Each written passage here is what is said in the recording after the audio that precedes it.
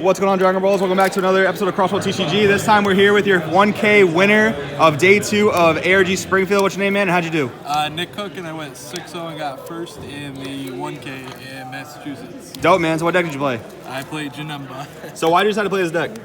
It's what I'm comfortable with. It's all I've been playing. It's all the cards I own, really. So. Let me ask you a question. So it's best of 1 for the 1K. Did it help you decide to play it because you didn't have to worry too much about TN? Right, exactly. There's no TN or other stuff like that, so it makes it a lot easier because.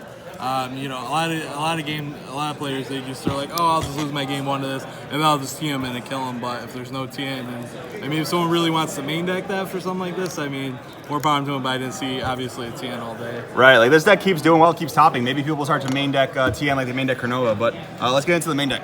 All right, so obviously Janemba leader. It's got the Nigga on the back, and then the Janemba lineup, which is pretty standard: 3 Sake Demons or 4 Sake Demons. And the 4 Childless Hearts. All right, so let me ask you about this. A lot of people play one or the other, or just like 3 of each. Why do you play 4 and 4? Why you max it out? Just because I want to see them. Mm-hmm. There isn't a lot of other things that I want to put in here. My main deck for the main event, which I made to like round 6 in, was a little more tactile. I played some other cards, but this just keeps the deck consistent, so it does what I want it to do all the time. Very cool. And this like never fails to find, but you want to get this. 13. Very cool. Love the bling, by the way. Love the blinged out deck. Yep, it's max rated except for a couple judge cards. Love it. And then 4 Demon Swords. I've seen people play this at 3 before. It's your out to all the big stuff. If they come in, this is always just an out to something, plus it helps mill. And then something that might not be quite standard, 4 Agent of Destruction. Yeah, it's definitely a lot. So why'd you play 4 of this? I like this card a lot. I don't actually like Reality Bender at all. I cut it. It's because of another card in my deck. It just was never live. So I figured if I'm never actually going to play Reality Bender, I want to max the ones I can actually get value out of. Fair enough, fair enough. This mills 3 and then untaps, which is huge with like Dimension Magic and Sense of Being. And then I played 4 Borgos for all the Super Shenron decks. It's a cantrip against other decks, but it definitely comes in handy. Even if it doesn't actually resolve the effect, it might do something awkward like Child's Wish out at Crisis Crusher to out it, so it's not really... So you're ever able to mill out Super Shenrons or what? Yes. Yeah. So normally when they go for their extra turn, the game plan with this deck is to keep 2 Dimension Magics and 2 Sensu Beans in hand. So when they go for their initial push, you can have a higher life, so they got burn more cards. And then when they take their extra turn and they hide a Master you in that build, then it makes it so you can D-Magic them being up. Especially with an Awakened Leader, then they gotta start wasting a lot of cards, and if you could just chip off 5Ks, it makes it a lot easier to live. Very cool. And then MVP of the deck, 4 Striving to be the best. Alright, that's a bold main deck, so why this card? So this is the reason behind the no Reality Bender, because this thing just sits on the board. People don't main outs for this.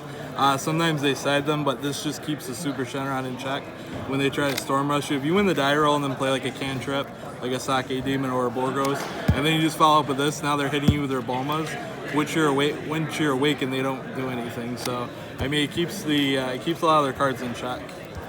Very cool. And then, that was kind of the main reason to play it, honestly. And then other decks that use like starter cards to awaken to get there, it keeps them in check.